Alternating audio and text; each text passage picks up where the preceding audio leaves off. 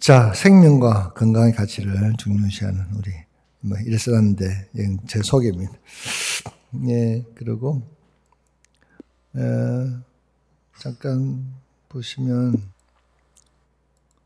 여러분들 혹시 졸릴까봐 저녁 드시고, 이거 하나 보십시오.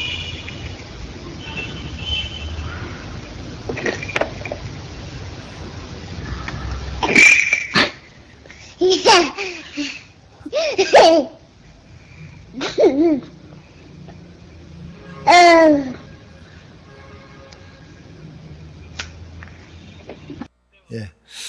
자, 좀 시끄러운 음식을 먹는 어린아이의 모습이 참 귀엽습니다. 혹시 지하철 타고 가시면 제가 이렇게 코에다가 하고 있는 걸 보실 겁니다. 저희 병원의 전문과는 이쪽 빨간색 해놓은 그쪽. 네.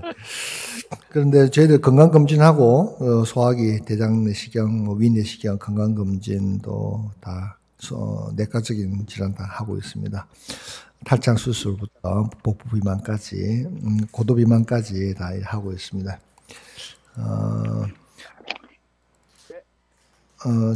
저를 소개하면, MBN과 닥 채널 A에 여러분 제가 출연했고요. 지금은 한 8년째 부산 경남 대표 방송 KNN에서 공개 클리닉 외를 고정 MC로서 하고 있습니다. 말도 더듬고 혀도 자른데 왜 안 잘리냐고 자꾸 저보고 사장이 4번 바뀌었는데 왜 안 잘리냐고 저도 모르겠습니다. 자, 100세 여러분들 지금은 뭐 구글이나 또는 그 실리콘밸리에서 테슬라를 통해서 뭐 보면은 100세가 아니고 영생입니다. 영생. 그러니까 아담이 에덴 동산에서 하나님과 같아지려고 선악과를 먹었듯이 그래서 벌을 받았는데 너는 사람이고 나는 하나님이고 비슷하게 만들었지만 인간이고 나는 하나님 요거는 넘지 마라. 다 해도 좋은데 그랬는데 이게 지금 또다시 신의 영역을 넘보고 있습니다. 여러분 들어서 아시겠지만 브레인 임플란트 그러니까 뇌를 임플란트 시킵니다. 이빨을 임플란트 시키듯이 그래서 모든 기억을 저장해 놨다가 다른 사람의 뇌에 심든지 아니면 로봇을 좀 더 진화시켜서 그렇게 심어서 자기가 영생으로 가는 그런 길을 지금 굉장히 좋은 상품으로 알고 진행하고 있습니다. 어떻게 인간의 욕심이 갈지는 모르겠습니다만 하여튼 그런 시대에 와 있고 어쨌든 우리는 한치 앞을 바라볼 수 있는 현재에서 조금씩 공부해 보도록 하겠습니다. 100세를 사는 것 알고 보면 쉽다는 이야기인데 그러면 이제 우리의 현재를 알아야 되고 우리의 바램은 100살을 살면 장수하면 무엇을 바라는가 또 그런데 그 장애물이 무엇인가 그리고 그럼 어떻게 하면 그 장애물을 해결할 것인가 그러면 우리의 미래가 어떻게 될 것인가에 대해서 잠깐 살펴보도록 하겠습니다. 청동기 시대, 우리가, 이 문자가 시작된 시대부터 시작해서 이 사람은 한 15세 평균 연령을 살았습니다. 그리고 한 2000년 전 예수님 시대 때는 한 30세를 살았고요. 그리고 200년 전 산업혁명 시대 때는 약 40세가 평균 연령이었습니다. 그런데 현재 80세 살고 있는데 지금은 이것도 80세가 좀 훨씬 넘었고 매년 바뀝니다. 지금은 거의 90세 좀 있으면 저희들이 한 2020년도가 되면은 거의 100세 정도 한 2025년도가 되면은 상품으로서 영생 상품이 나온다고 하고 있습니다. 어떻게 될지는 알 수가 없습니다만 여러분들 인터넷에 브레인 임플란트, 뇌 기억세포, 영생 치면 영생에 대한 나옵니다. 자, 우리가 그렇게 사는데, 그러면 100세 산다, 120세를 산다 할 때, 이렇게 살기를 원하십니까? 이렇게 오늘 졸고 또 오늘 강의 잘 안 듣고 외국 가 있고 이런 분들은 이렇게 살게 될 수 있고 오늘 강의 잘 들은 사람은 이렇게 살게 되겠습니다.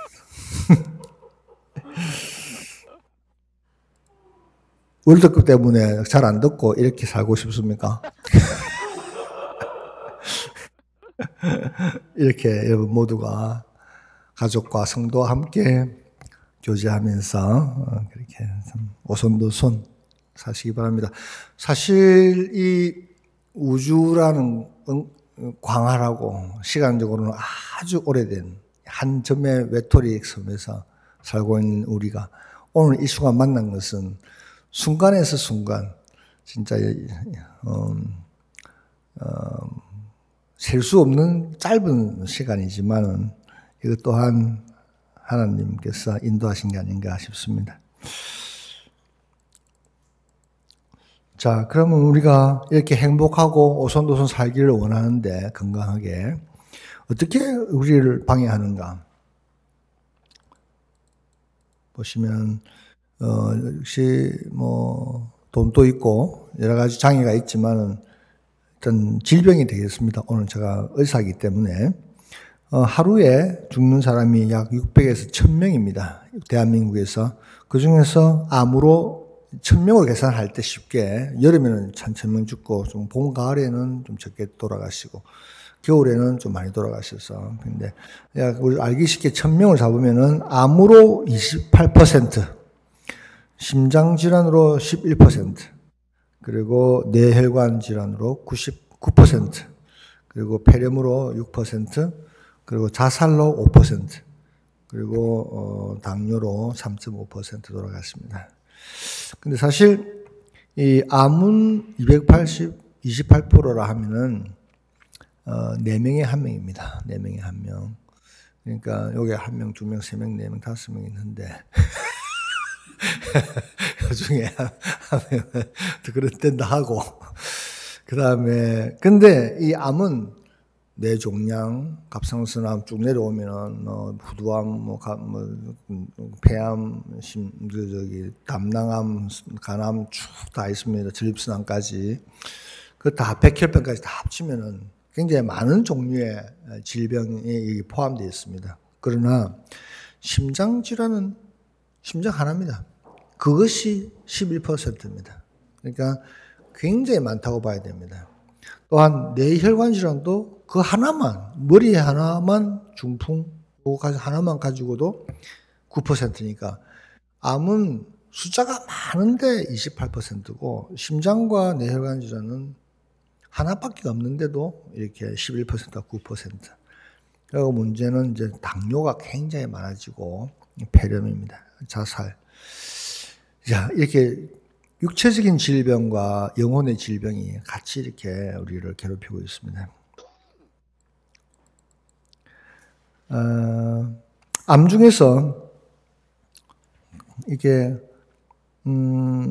굉장히 많은 암들이 있는데 그 중에서 폐암이 35.1%, 간암이 21%, 대장암이 16%, 위암 16.2%, 췌장암이 있는데 이거 좀 통계가 잘못돼 요즘 바뀌어가지고요.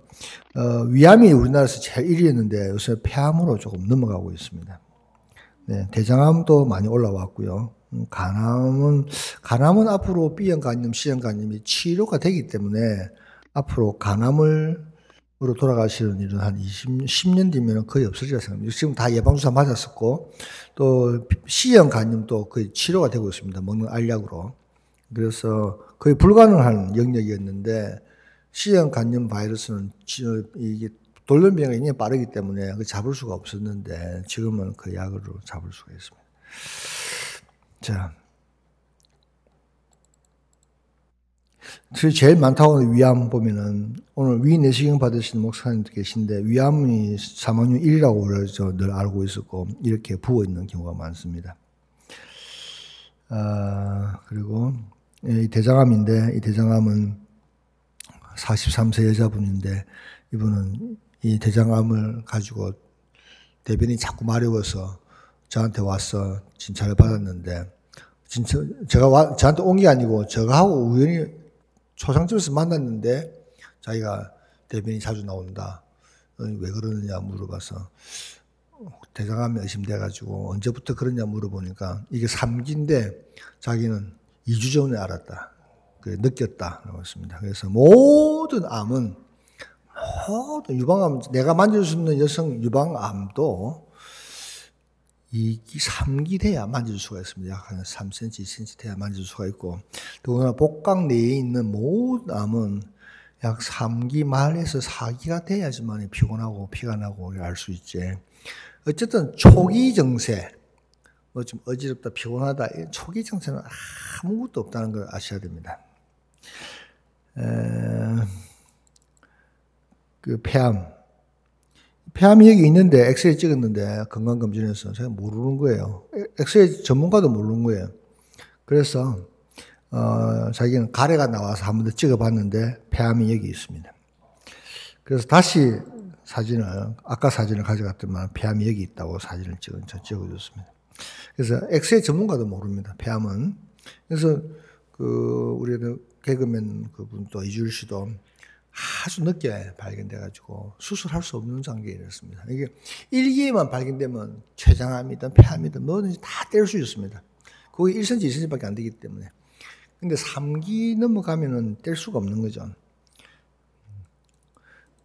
암은 그렇다 치고, 중풍인데 뇌경색. 중풍인데, 중풍과 같은 말은, 뇌졸중입니다. 뇌졸중. 뇌졸중하고 중풍은 같은 말이고, 그 밑에 뇌경색과 뇌출혈이 있습니다. 뇌경색은 막히는 거고, 그래서 뇌세포가 죽는 거고, 뇌출혈은 피가 터져가지고 뇌세포가 죽는 것이 마비가 오는 것이죠. 그러니까 중풍이나 뇌졸중은 같은 말이고, 그 밑에 뇌출혈과 뇌경색이 있다는 것. 목사님들께서 이제 사보험이나 또는 생명보험에 가입하셨을 건데, 뇌졸중 또는 중풍도 포함되는 보험에 가입하셨을 거예요. 근데 그 약관에 보면은 뇌경색으로 인한 뇌졸중 또는 중풍은 보험이 안 된다 되어 있습니다. 왜냐하면 뇌경색이 95%거든. 뇌출혈은 5%입니다. 그렇기 때문에 보험회사에서 중풍이 된다 해놓고는 밑에 살짝 적어놨어요. 뇌경색 안 된다고. 오늘 집에 계신 분들은 농장에 찾아보시고, 내가 보험 들었는데 이게 중풍이 포함되어 있는데 5천만 원 준다 했는데, 이게 뇌경색이 포함되나 확인하시기 바랍니다. 그리고 협심증. 여기 그림에 보시면은 이 비대한 사람, 또 기름진 음식을 먹고 레스토랑에서 나왔습니다. 추운 겨울 바람이 불고 있습니다. 근데 담배를 피우고 있었어요. 여기 담뱃불이 보이죠? 눈 위에 떨어져 있습니다. 그러니까 맛있는 기름진 음식을 먹고 술을 한 잔 마시고 탁 나오는데 차가운 바람이 확 들이닥치니까 담배를 딱 피우고 있다가 하고는 쓰러지는 거예요. 그 장면을 딱 그리라는 겁니다. 재밌는 그림이죠. 이 그림만 기억하시면 조심하시면 돼요. 그 심근경색이나 뇌경색이나 이런 것들은 겨울에 조심하셔야 되고, 더운 데 있다가 따뜻한 데 나올 때, 더운 데 있다가 차가운 데 나올 때 조심하셔야 됩니다. 그리고 당뇨 굉장히 지금 중요한데요. 당뇨, 여러분들, 이게 침묵의 살인자가 뭐 고혈압도 있고 당뇨도 있고, 다 침묵의 살인자들이 말을 많이 붙는데, 이 당뇨가 굉장히 많습니다. 지금 그래서 신부전 환자가 굉장히 많이 늘고 있습니다. 여러분 생각해 보십시오. 당뇨가 있으면 여러분들 혈당 수치가 정상이 100입니다. 100. 근데 당뇨가 있으면 200이 된다 합시다. 그러면 우리 몸 안에 피가 온 12만 킬로미터가 되거든요. 이 길이가 다 합치면 동맥 모세혈관 통해서 정맥으로 해서 우리가 심장에 돌아오는데, 그 길이를 다 합치면은 12만 킬로입니다. 한 인간에. 지구의 3바퀴를 돌 수 있는 길이죠. 지구의 길이가 4만 킬로니까 그걸 돌아오는데 1분도 안 걸려요. 근데 그 속에 설탕이 다 들어있는 거예요. 2배가. 그러면 싱싱한 유자를 설탕이 절이듯이 몸이 삭아버리는 거예요. 그러니까 한번 상처 나면 상처 낫지 않는 거예요. 모든 혈관이 그냥 다 삭아버리는 거예요. 그래서 콩팥도 다 삭아버리고 머리도 삭아버리고 뼈도 삭고 근육도 삭아버리고 다 삭는 거예요. 그러니까 콩팥 같은 경우에는 콩팥이 삭아버리는 거예요. 우리 몸에 불순물을 걸러줘야 되는데 그 여과기거든요. 콩팥이라는 게.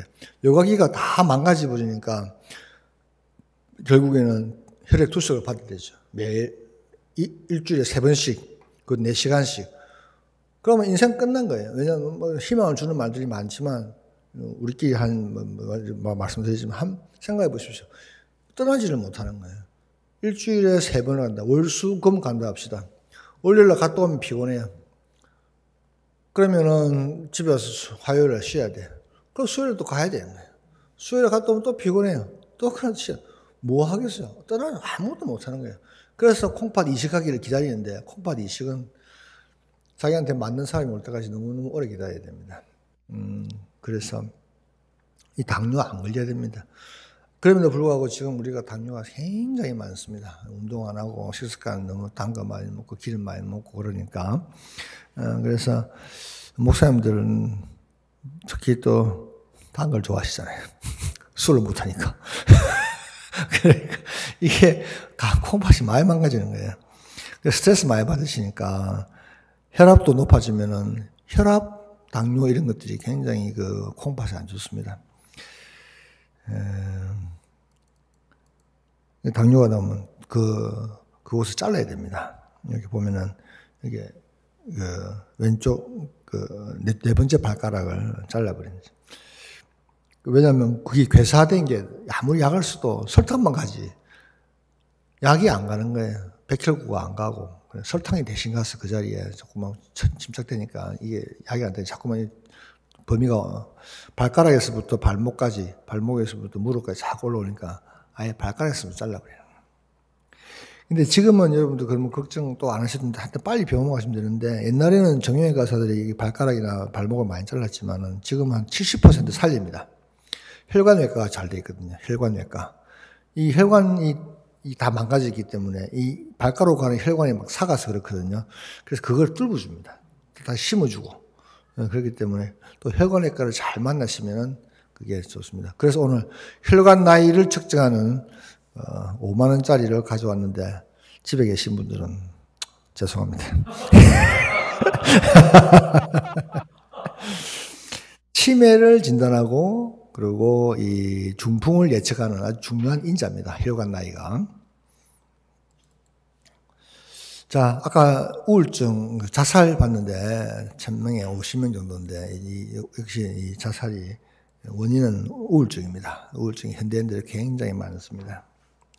남자보다 여자가 3배 많습니다. 자, 이런 역시 간단하게 살펴봤는데 정신적인 거, 육체적인 거 이렇게 너무나 많은 질병이 있지만은 잠깐 알아봤는데, 근데 이 장수의 가장 큰 해결책 무엇인가? 네 가지만 알아보도록 하겠습니다. 솔깃합니까? 다음에 올까요? 속편?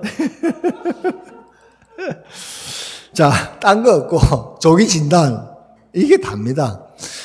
근데 조기 진단인데 국가에서 해주는 조기 진단 그 2년에 한 번씩 하는 것은 굉장히 전 세계에서 유례를 찾아볼 수 있는 굉장히 큰 혜택입니다. 다른 데서 안 해줍니다. 그런데 그것은 그냥 아주 기본적인 겁니다. 대장암 검사, 대변 검사 받아가잖아요. 대변. 그거는 30%밖에 정확도가 없습니다. 대장암 그러니까 항문에서 피가 나는 검사를 대변을 통해서 혈명을 보고서 하거든요. 거기에 나오는 피는 잇몸에서 나는 피도 있고 십이장 궤하에서 나는 피도 있고 위에서 나는 피도 있고 치질에서 나는 피도 있고 대장암에서 나는 피도 있는데 일단 피가 비쳤다고만 하면은 대장암을 의심해 봐야 되는데 치질의 확률이 많습니다. 또는 잇몸일 수도 많고 그걸 다 보는데 하여튼 그래서 거기서 이제 양성이 나오면 혈변이 나오면 대장암을 국가에서 해주는 거예요. 근데 따질 필요 없습니다. 한국은 대장 내시경 검사가 너무 쌉니다. 미국 같은 거는 보험 대고도 100만 원 넘습니다. 수술실에서 삽니다. 우리는 이제 따로 내시경실에서 아주 설비 잘 갖춰서 소독을 잘해서 하는데, 보통 10만 원도 안 합니다. 예, 수면 하시도. 그러니까 얼마나 쌉니까? 그러니까 따지지 말고, 묻지도 말고. 그러니까 조기 진단. 조기 중요합니다. 조기 진단이라는 것은 아플 때 하는 겁니까? 안 아플 때 하는 겁니까? 안 아플 때 하는 겁니다. 돈은 있을 때 아낍니까? 없을 때 아낍니까? 있을 때 아낍니다. 없을 때 아껴봤자 아무 소용이 없습니다. 건강도 있을 때 아껴야 됩니다. 여러분, 한번 아프면 그 이후에는 다시 원상 복귀 안 됩니다. 나이 50 넘어서는, 우리 젊어서 20대도 잘 안 되는데 50 넘어서 60 넘어서 한번 조그마한 수술하고 나도 복귀 힘듭니다. 자, 위내시경인데요. 위내시경은 40세 이상에서는 매년 하셔야 됩니다. 국가에서는 2년에 한 번 하는데 넣어주면 지원해 주지만 매년 하셔야 됩니다. 제일 빨리 자라는 암이기 때문에, 그리고 가장 많은 암이기 때문에 매년 하셔야 돼요. 매년.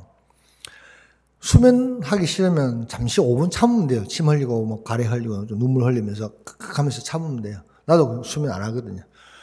근데 대장은 해야 되겠더라고요. 아파서.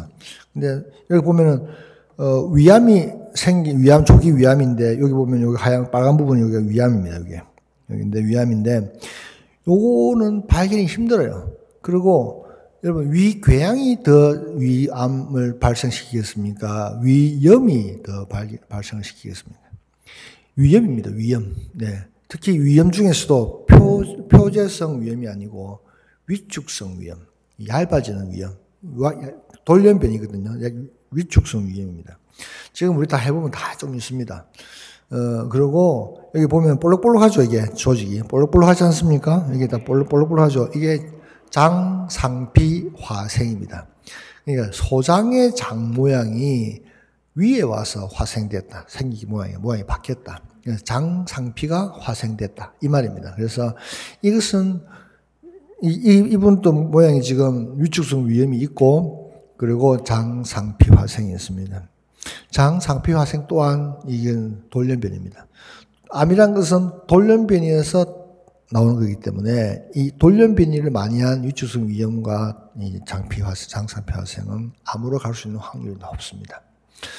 그리고 여기에다 헬리코박터가 있으면, 세 가지가 다 있으면 암으로 갈 수 있는 확률은 굉장히 높습니다. 다른 평상시 사람보다 5배, 6배 높습니다. 우리나라 분들은 소금을 많이 먹기 때문에 라면 국물, 또 곰탕, 이런 거 국물에 들어있는 소금, 그리고 절인 짠 거, 절인 음식, 멸치젓, 장난젓, 이것이 참 발암물질입니다. 탄 소고기, 돼지고기 탄 거 다 발암물질, 술, 담배 다 이 발암물질입니다. 그래서 아까 내시경하신 권은모 목사님 같은 경우에 어떤 결과가 나왔는가는 저는 모르지만, 하여튼 위염이다, 위축성 위염이다, 또 장상피 화생이다, 또는 헬리코박터가 있다, 이러면 무조건 의사 말을 잘 듣고 6개월이면 6개월, 3개월이면 3개월 추적 관찰을 해서 내시경 한 번 더 하고, 또 그래서 괜찮다 하면은 약을 잘 먹고 좀 좋아진다 하면은 1년에 한 번씩 하시면 됩니다. 이 위축성 위염이나 장상피 화생은 약을 안만 먹어도 좋아지지는 않습니다. 더 이상 더 나빠지지 않도록 노력하셔야 됩니다. 자, 그리고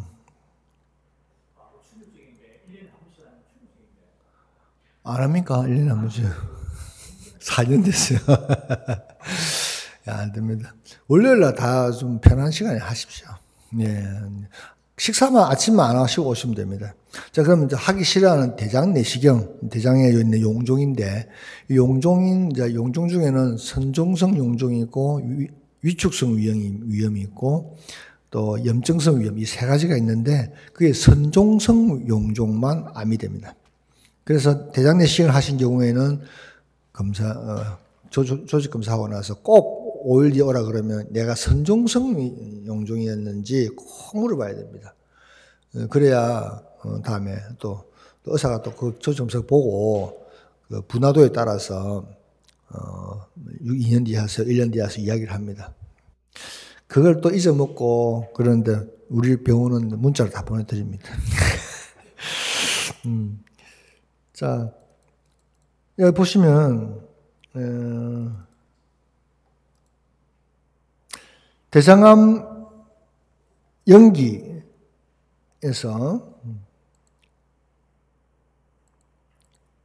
대장암 연기 1기, 2기, 3기, 4기가 있습니다. 이걸 보시면 연기는 혹이 조그만하게 붙어 있습니다. 점막에. 1기는 점막을 조금 침범했습니다. 2기는 점막을 좀 더 침범해서 장막에 가까워지고 있습니다. 장 쪽으로 장벽 그러니까 이 대장의 바깥쪽 벽을 가까이 가 있습니다. 3기는 벽을 뚫었습니다. 4기는 뚫었고 화살표가 멀리 원격 전이가 되어 있습니다.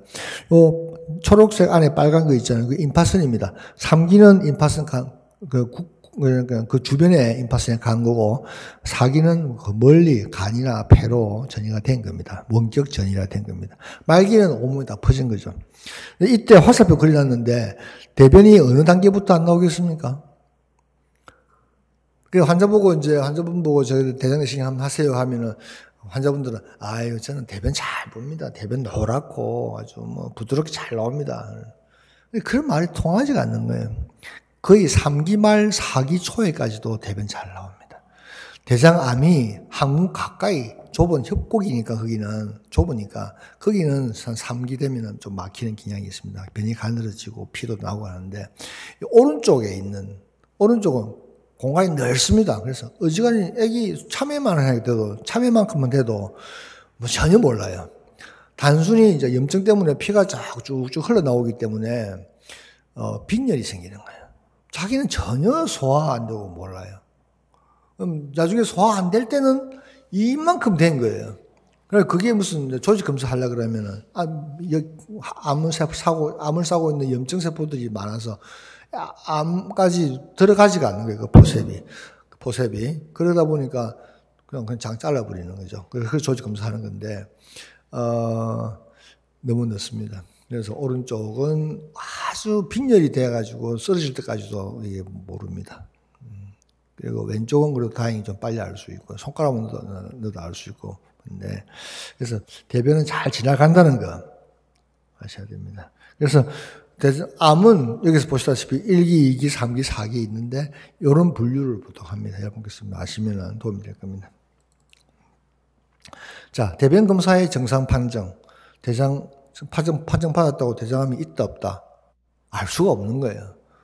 대변 검사를 이름을 잘못 붙인 거예요. 국가에서.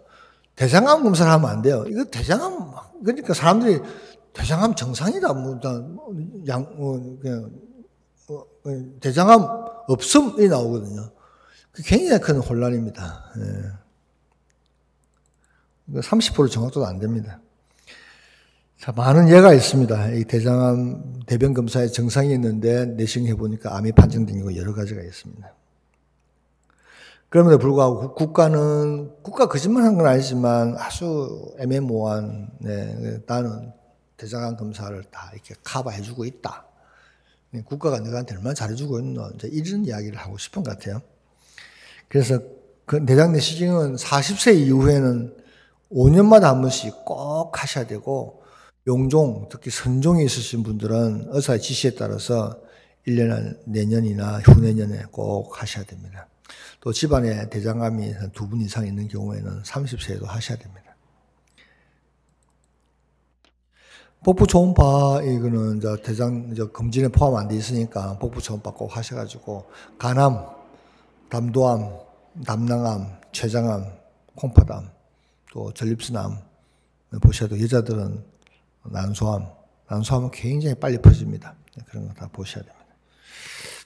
아까 위내시경 할 때는 식도암도 다 같이 볼 수 있고 식도 지나가니까 다 볼 수 있고 폐암 같은 경우에도 꼭 여러분 담배 안 피우시더라도 옥하는 목사님도 법정 스님도 다 폐암으로 돌아가시잖아요. 뇌도 머리를 한번 50세 이후에는 MRI를 꼭 한번 찍어 놓으시기 바랍니다. 좀 돈이 한 4, 50만 원 하지만 보면 안 되기 때문에 이걸 찍어 놔야 다음에 조그마한 뭐 변화가 오고 머리가 좀 아프면은 그것이 지난번 검사랑 스탠다드랑 비교해서 이것이 병변이구나 알 수 있습니다. 그래서 조그마한 뇌종양이나 또는 뇌동맥류 같은 것을 발견해서 치료받을 수가 있습니다.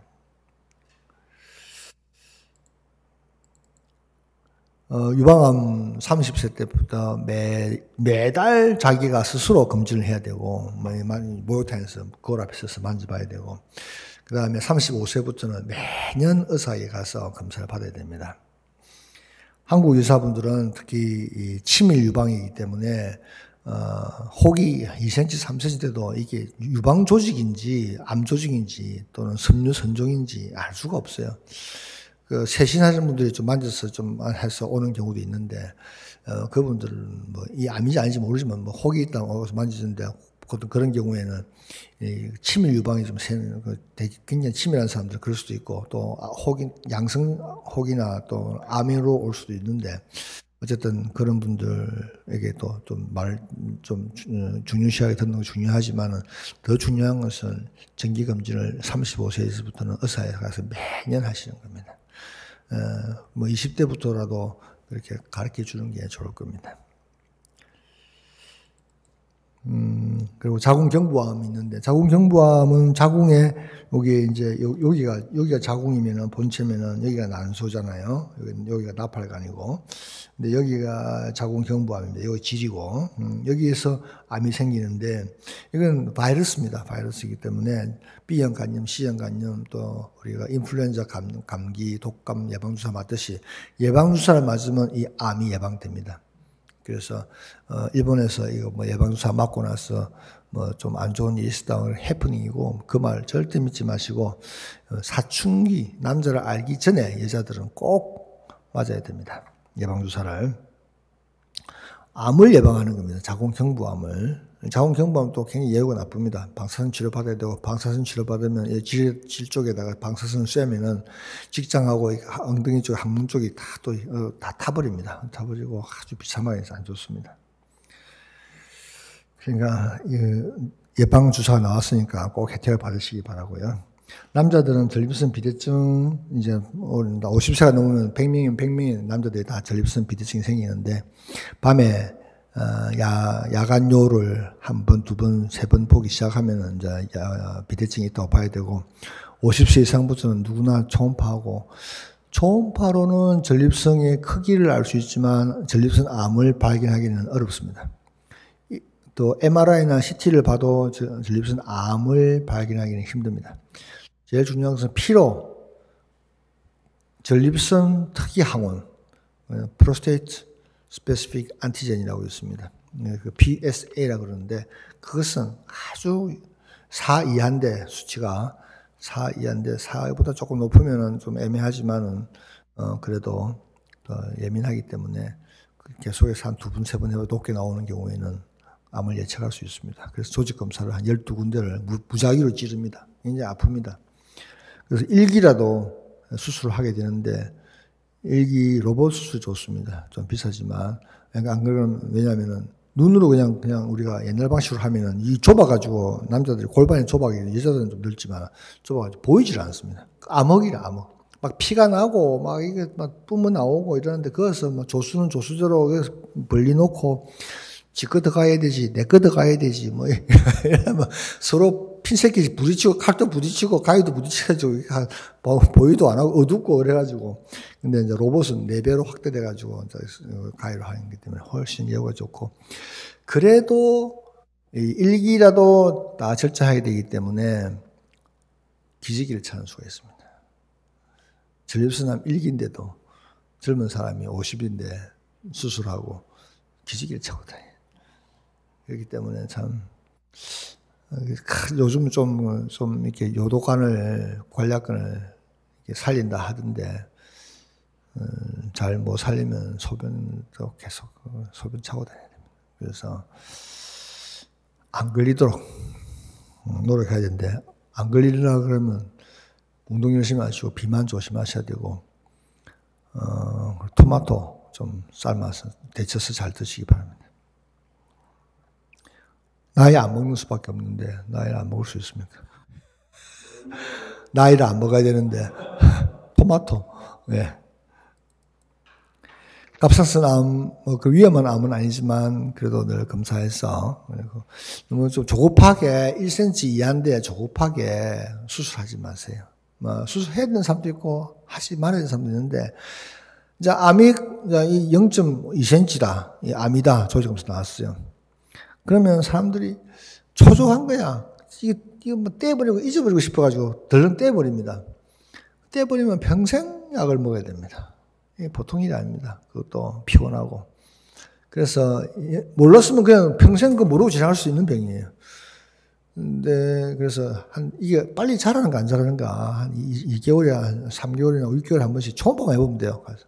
그러면 그 귀찮다고 막 떼버리는 거예요. 떼버리고 나면 좋을 줄 알지만 그게 아까 말씀드린 대로 또 나 약을 그래 먹어야 되는 거예요. 그래서 한번 0.8cm까지 1cm까지 기다려보고 다른 임파선이 전이가 안 됐으면 기다려보다가 그때 확 좀 넘어가면 그때 해도 안 늦지 않다 봅니다. 잘 듣고 있습니까? 네. 잘 아무도 반응이 별로 안 좋은. 예, 자 콜레스테롤 굉장히 중요합니다. 빠져들어가고 있습니다. 예, 혈관에 콜레스테롤 쌓이는 게 중요한데, 그래서 대사증후군. 근데 중성지방 많은 사람이 젊은 사람 너무 많아요. 그래서 앞으로는 혈관 굉장히 문제인데, 이게 쌓이면은 동맥경화증이 와가지고 혈관 좁아지는 협심증 와서 심장이 아프고 이제 그런데 이 혈관 나이 측정. 그래서 제가 오늘 가져왔지 않습니까? 그래서 혈관 나이를 굉장히 중요시하니까 마늘도 좀 드시고 피를 깨끗이 하시기 바랍니다. 하여튼 과식은 안 좋습니다. 과식은 과일을 먹어도 안 좋습니다. 과일을 많이 먹어도 안 좋아. 과일 자체가 탄수화물이기 때문에 탄수화물 남으면 사람들이 과일은 비타민 생각하는데 비타민이 아니고 과일은 탄수화물입니다. 밥하고 똑같아요. 라면하고 똑같아요. 그걸 자기 전에 막 과일이라고 몸에 좋은 거라고 막 먹고 먹는 거예요. 내가 웃어 죽겠어요. 그런데 내가 과일만 먹고 있는 사람인데 왜 살이 찌냐고. 근데 그 탄수화물이에요. 탄수화물. 비타민 들어있죠, 물론. 근데 요즘은 온실에서 키우기 때문에 당이 너무 많아요. 너무 달아요. 그거 맛있잖아요. 그러면 제식 음식 먹을 수 있는 거예요. 과일이기 때문에. 단 거 먹고 싶은 인간의 욕심인데, 우리가 수립 채취할 때 산에 가면 딸기나무가 있으면, 산딸기나무가 있으면, 나무에 뭐가 빨리 먹어버렸잖아요. 그런 또 본성이 남아있는 거예요. 그 남아가지고. 하여튼 단 거 뭐 막 좋아하는데, 그게 이제 지금은 그 과일이 비타민이기 때문에 이거 먹어도 살 안 찐다, 건강에 해야 안 된다니까 막 제어식 없이 막 먹어버리는 거예요. 후회 없이. 근데 그게 사실 탄수화물인 거예요. 그래서 자기 전에 먹지 마시기 바랍니다. 거의 이제 탄수화물을 많이 먹으면은 역시 이제 그게 지방이 돼요. 남는 거는 지방이 되고 그게 축적돼가지고 뱃살이 되고 또한 혈관에 또 다 기름이 끼고 하는 겁니다. 여러분 뭐 돈이 중요하십니까? 건강이 중요합니까? 둘 다 중요한데 건강이 없으면 안 됩니다. 아까 말씀하신 4가지 중에서 두 번째, 조기 진단했으면 조기 치료입니다. 옛날에는 뭐 기도원 가서 낫겠다 하고 뭐 그런 사람도 많아요. 저도 뭐 한 20년 전에는 유방암 환자가 아주 독실한 기독교 신자인데 할렐루야 뭐 간다 해가지고 갔다가 다시 막 다 썩어서 오는 사람도 있습니다. 그 조그마한 거 뗐으면 아직 살아있을 사람이 조그마한 거 있었는데 누가 카드라에서 그 기도원 따라갔다가 한 3년 뒤에 다시 오셨어요. 그래서 다 썩어 오셨어요. 그래서 결국엔 돌아가셨어요. 유방암은 특히 이제 이렇게 뼈로 전이되기 때문에 엄청 아파요. 그래서 뛰어내려 죽고 싶어도 뛰어내릴 수도 없어요. 움직일 수도 없으니까. 그래서 누가 카드라 옆에서 뭐 어느 병원 좋다더라 이런 말씀하지 마시고 또는 유기농 치료 뭐 이런 거 절대 하지 마시고 혹은 떼고 봐야 됩니다. 조금 떼고 가시더라. 항암 치료 받고 가시도 안 늦어. 그거 안 하고 가시면 안 돼요. 특히 이제 목사님들은 기도로 낫겠다 이런 분들 하시는데 좀 그런 분들 지금 목사님 안 계시겠죠?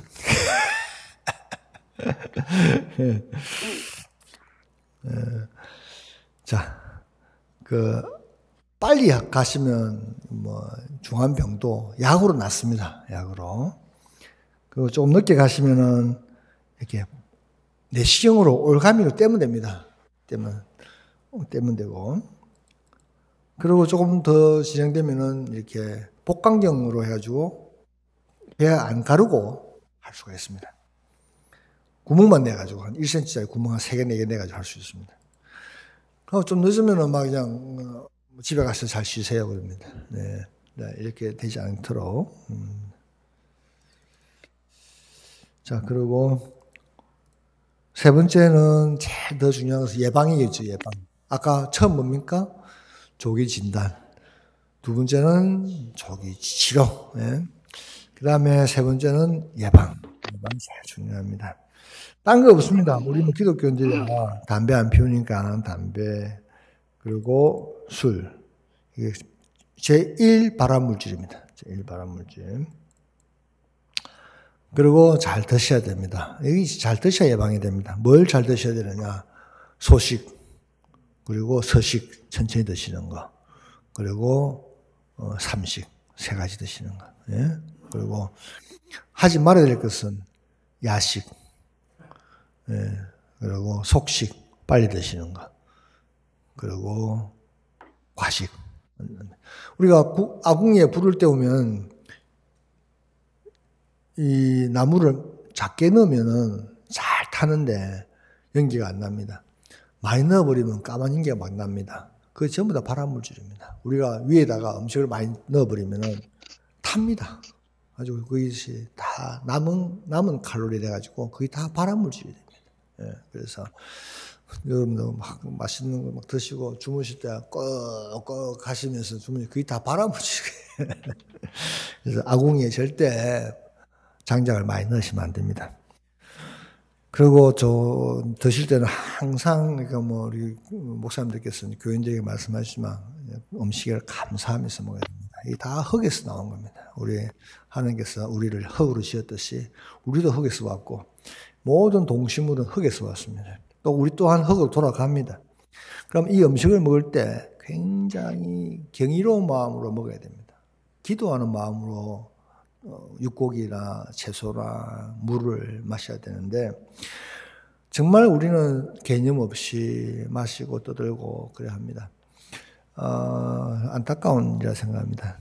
그래서 한 끼 식사, 정말 수도원 아까 목사님 말씀하셨지만 그 위대한 침묵, 그 지난번에 그 영화 다큐멘터리 나왔지 않습니까? 그거 보면은 그분들이 먹는 빵 얼마나 소중하게 먹습니까? 우리도 좀 음식에 대해서 교회에서도 점심 때 예배 끝마치고 막 점심 먹을 때 보면은 막 또 질수 없이 먹고 막 그러는데 교인이라면 그런 식사하는 모습이 좀 성숙된 모습이 되어야 되니까 또 이런 말은 그렇지만 목사님들도 이렇게 우리가 또 동무산 노회나 이런 가 보면은 노회 마치고 개고기 먹으러 가요. 나 개고기 좀 안 먹었으면 좋겠어 제발 좀 왜? 기독교에서 왜 개고기를 먹어야 되는지 저는 독일에서 공부하고 가지고는 너무 처음에 생소한 거예요. 그래서 좀 무슨 말씀을 그런 입증 안 된 이야기 그리고 개를 얼마나 그 비참하게 죽이고 더럽게 죽이는데 비위생적인데 그걸 드십니까? 제발 우리가 개고기는 먹지 말자 생각합니다. 물론 내가 이런 말씀드리면 그건 문화다. 다른 사람 말 먹지 않나. 그래서 도축 과정이 너무 비참합니다. 동물은 순식간에 죽여야 됩니다. 순식간에. 소나 돼지나 말이나 양이나 이 법이 다 있지 않습니까? 도살장 갈 때 모든 규칙을 지켜야 됩니다. 닭도 마찬가지입니다. 어느 정도 가다가 2시간 가다가 차를 세워서 물을 먹여야 되고 쉬게 하고 도살장에 도착을 하면 10시간 걸려 도착을 하면 안전하게 계단을 내려오도록 만들고 그리고 그 닭이나 그 돼지나 이 동료들이 보지 않는 곳에서 순간에 죽여야 됩니다. 근데 이걸 우리에 몰아넣고 이리 쳐주고 저리 쳐주고 깨깨거리고 이렇게 해서는 안 돼. 개는 특히 더 그러거든요. 그래서 제발 그런 겁니다. 우리 목사님도 앞장서가지고 그런 운동을 좀 일으키셔야 돼요. 자연보호, 그리고 동물보호. 동물도 우리하고 같습니다. 우리도 동물이거든요. 네, 동물. 그래서 꼭 그렇습니다.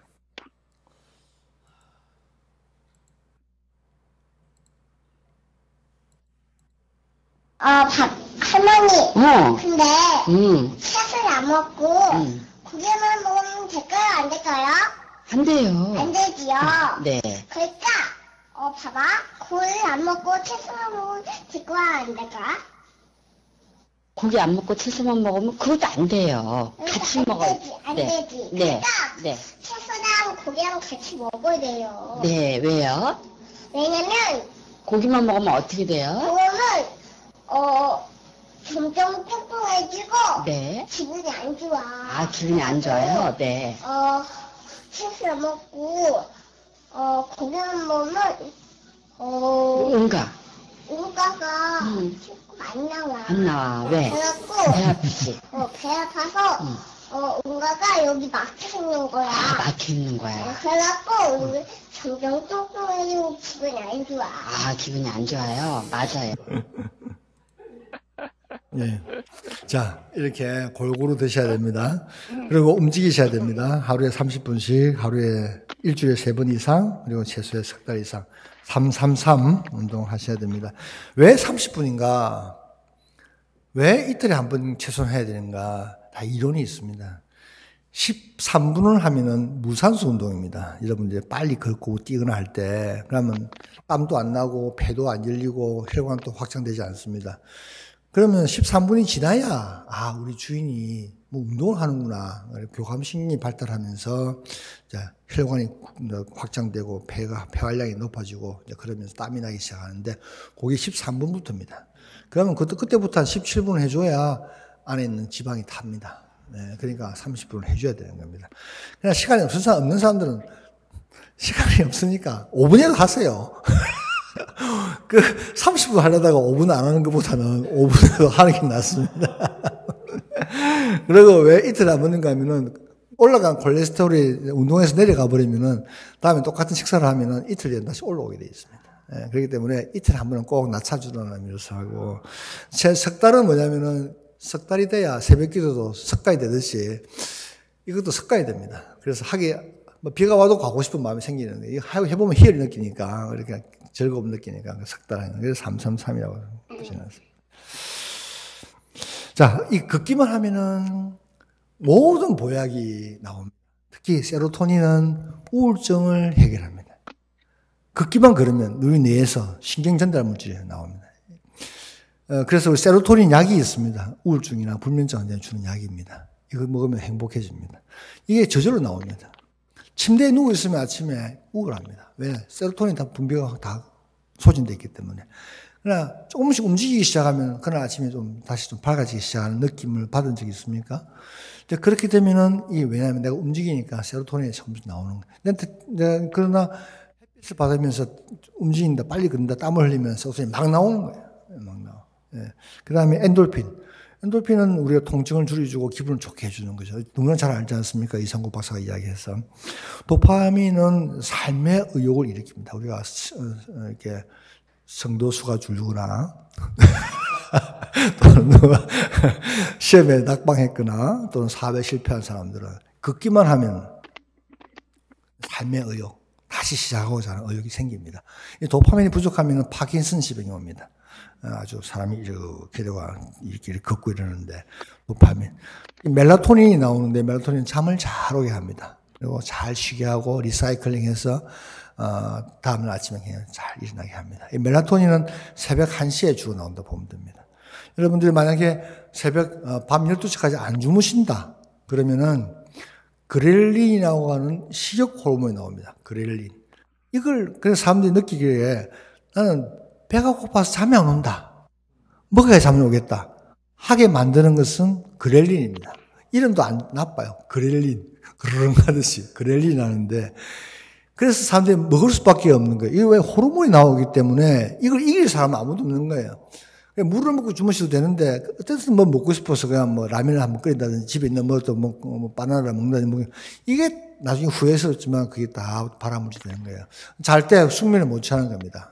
소화를 시켜야 되기 때문에. 근데 참고 잔다든지 또는 10시에 잠에 들게 되면은 1시나 12시쯤에 이 멜라토닌이라고 하는 호르몬이 나와서 여러분들을 푹 쉬게 만듭니다. 그래서 아침에 기분 좋게 일어날 수 있게 됩니다. 그러니까 이 본능을 이길 수 없기 때문에 일찍 주무시는 게 제일 좋습니다. 그래서 저는 한 9시부터 책을 보기 시작하면서 침대에서 10시는 잡니다. 그럼 아침에 한 6시 일어나서 산에 올라가서 운동하고, 그럼 아침에 상쾌하고 좋습니다.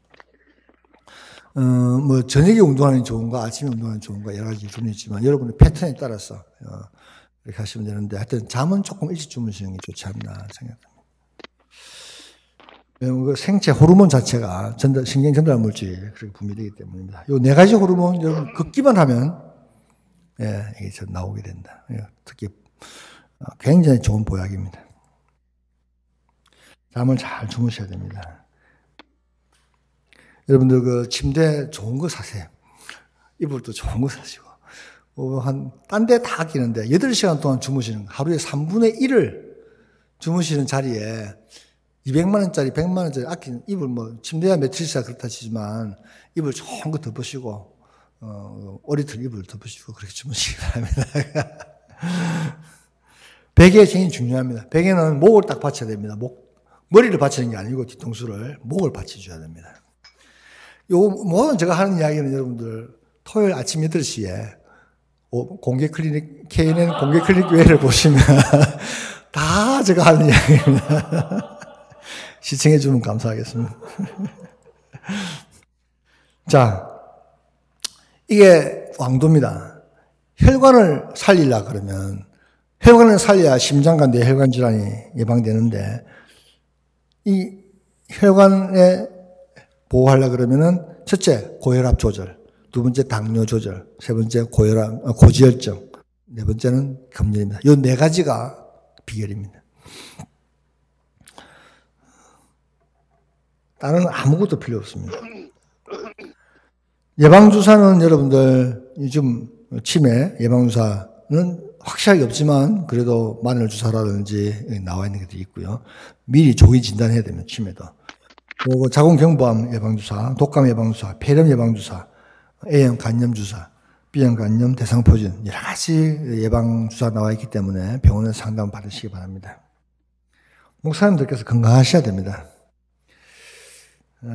그리고 여러 가지 이건 다음에 하시고, 자, 동맥경화도 검사, 아까 안 온 목사님들도 좀 돌아갈 수 있겠지만은, 모자라면은 또 나중에 제가 우리 박성일 목사님을 통해서 제가 보내드리도록 하겠습니다. 자, 이렇게 보시면, 이렇게 어디를 보여야 되는가 모르겠는데, 이렇게 보시면, 하여튼, 동맥경화도 검사, VIP 검사권을 가져왔습니다. 그때 좀 분들이 나눠주시고, 모자라면 목사님께서 저한테 이야기하시면은, 이게 시가 5만원짜리입니다. 예. 이렇게 하면은, 이게 보시면은, 나이가 60살이 나옵니다. 자기 나이가 몇 살인데, 혈관 나이는 몇 살이다, 이게 나옵니다. 이게, 여기 60이다, 나옵니다. 그리고, 리스크가, 그러니까 이게 중풍 걸릴 리스크가 7.1%다 나옵니다. 예, 이런 것들 보시면, 동맥이, 나이가, 보통, 어떤 사람은 10살 많게 나오기도 합니다. 보통, 적게 나오면 1살 정도 적게 나오고, 정확하게 나옵니다. 원래 나이가 아닌데, 혈관 나이가? 네, 내 나이가 60이면, 혈관이 70이면, 이 나이가 여기 재보면, 예. 굉장히 그 리스크가 올라가는 거죠. 자, 네 번째는 뭐 다 여러분 목사님도 아시겠지만 마음 다스리기입니다. 마음은 호랑이에 물려가도 정신만 차리면 산다듯이 첫째는 이제 치매나 이런 거 예방하기 위해서 자꾸만 배우셔야 되고요. 그리고 자꾸만 이렇게 교회에서 많은 사람들이 어울려야 됩니다. 우울증도 없어지고요. 그리고 스트레스도 없어지니까 감사해야 되고. 그다음에 베풀고 서로 배려하고, 그리고 웃음 교실도 좋지만 좀 울기도 해야 됩니다. 우리 뭐 교인들이 많이 울잖아요. 은혜 많이 받고 찬송 부르면서 기도하면서도 많이 우는데 참 좋은 겁니다. 이거는 우는 것이. 스트레스 관리를 안 믿는 사람들은 술로 하지만 우리는 운동으로, 기도로 이렇게 신앙생활로 하기 때문에 잘 견딜 수가 있는 것 같고. 앞으로의 모든 이렇게 병들의 근원은 결국 스트레스입니다. 우리 환자 중에 49세에 대장암이 걸려가지고 4기 판정받고 잘 살았는데 구정 때 수술 받았습니다. 근데 가을에 자기 엄마한테는 말을 안 했어요. 이 장남인데 49세 때. 장남인데 엄마하고 추석 때 제사 때문에 이야기하다가 싸웠어요. 그럼 얘가 쓰러져가지고 3일 만에 죽었다. 예. 엄마는 모르고 있다가 얼마나 엄마가 원통하겠습니까? 자식이 말을 안 해가지고 아들을 죽게 만들었다 생각하니까 얼마나 가슴 아프겠습니까? 엄마는 전화 통화하면서 화가 나가지고 막 하다가 그냥 3일 뒤에 돌아가 죽었습니다. 근데 저는 친한 친구였어요. 무엇보다 용서와 사랑, 이것이 스트레스를 줄일 수 있는 가장 좋은 길이라고 생각이 듭니다. 언제부터 해야 되겠습니까? 지금. 여러분들, 예를 들면, 왜 지금부터 해야 되는가? 물론 너무나 당연한 얘기지만, 우리가 수영을 하지 못하는 사람이 물에 빠졌을 때, 파도에 휩쓸렸을 때, 그때 수영 배운다고 하면 되지 않습니다. 수영을 미리 배운 사람만이 파도를 헤치고 나올 수 있습니다. 마찬가지로, 우리가 위기 닥쳤을 때, 질병에 닥쳤을 때, 또는 어떤 신앙에 문제가 생겼을 때, 이 굉장히 영혼의 근육, 또 육신의 또 그 마음의 근육이 있는 사람만이 수영을 배운 사람처럼 위기를 헤쳐나올 수 있습니다. 그러니까 지금부터라도 단련을 하셔야 그때 위기가 오면 이게 나올 수 있고 헤엄쳐 나올 수 있습니다. 자, 첫 번째는 조기 진단, 두 번째는 조기 치료, 세 번째는 예방, 네 번째는 마음 다스리기였습니다. 자, 그럼 우리의 미래는 어떻게 되겠습니까? 이렇게 아주 아름답게 노년을 웃으면서 가족과 성도들과 함께 오손도손 기쁘게 건강하게 사시게 되겠습니다. 여러분, 감사합니다. 건강하시고 또 뵙겠습니다. 네.